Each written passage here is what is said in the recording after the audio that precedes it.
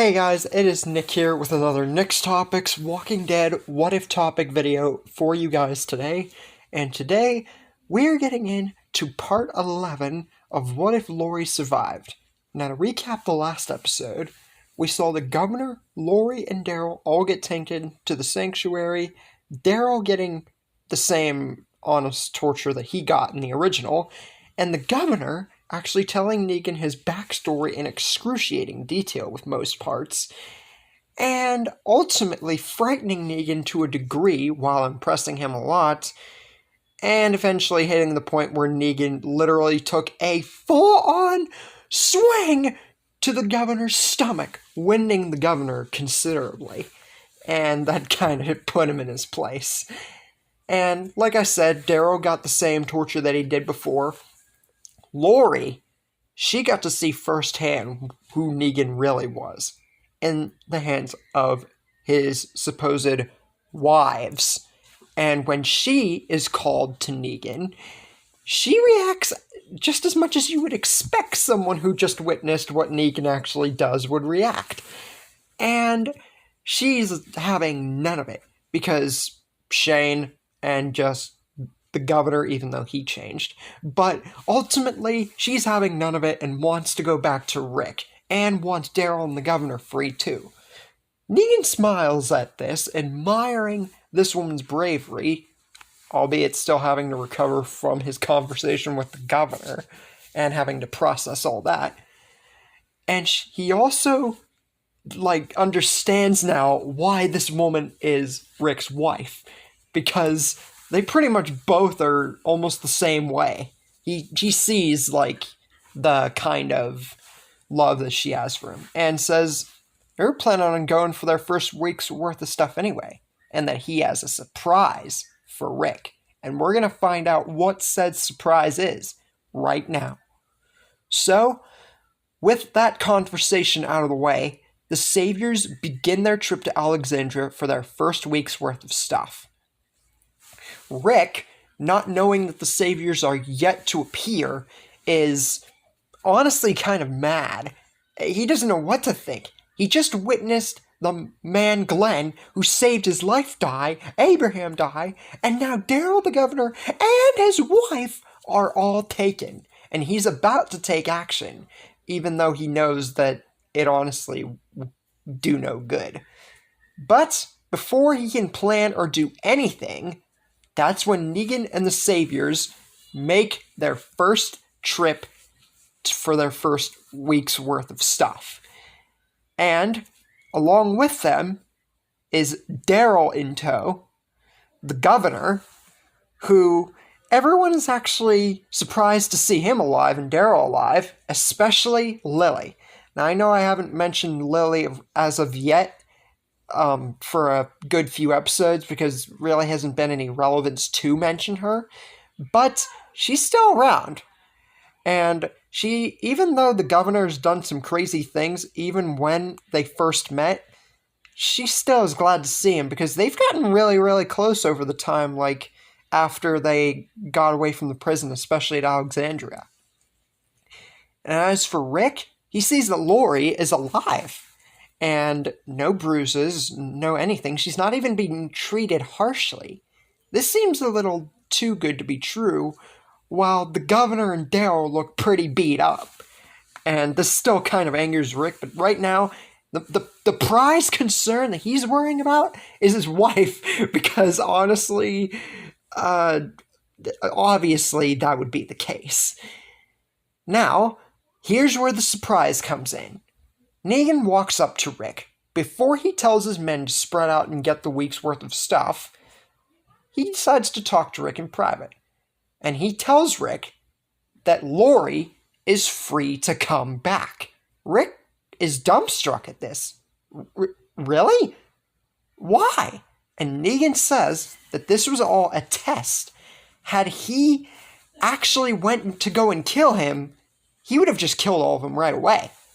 But since he didn't do anything, well, Negan figured that he deserved some kind of reward. So, ultimately, yes, this means that Lori gets to come back. And whenever Rick asks for Daryl and the governor, I mean, you can probably guess that he's going to say no to that, like he did with Daryl.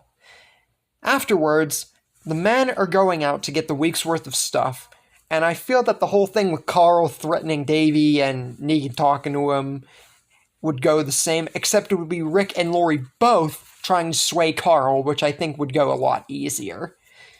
Now, Deanna is there also, and is witnessing firsthand the actual man that Negan is, because she wasn't there to witness what he did.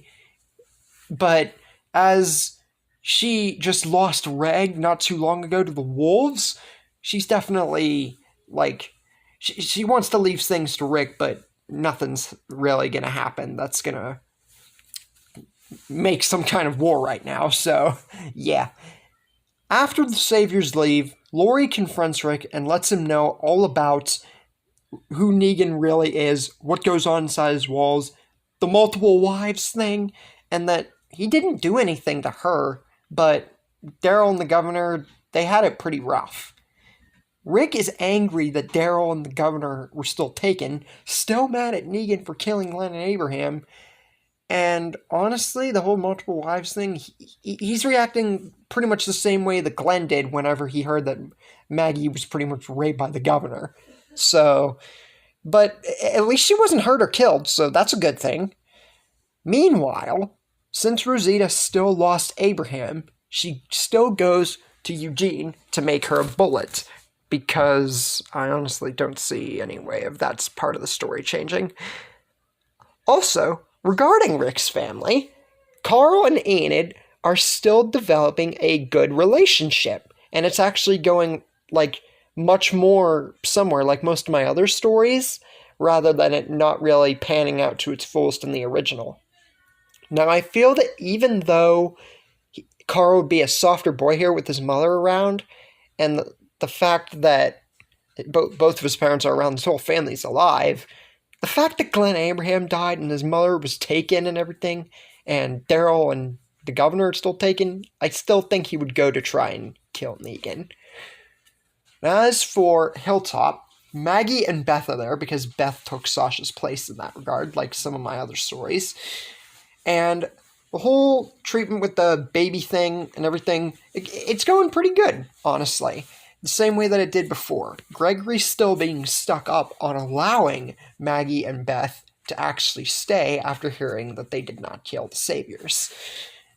And this time, surprisingly, it's not Maggie who steps up. It's Beth. She draws on Gregory with her knife in a very, very serious way. And this is the most serious that Maggie has seen Beth ever. This is dramatic character development. But before it can amount to anything, Simon and his group of saviors arrive at the hilltop. And honestly, I feel that that whole encounter would play out the same way that it did before. Only this time, after they leave, it is Maggie and Beth actually draws in Gregory successfully, and after everything, Gregory just shuts his mouth.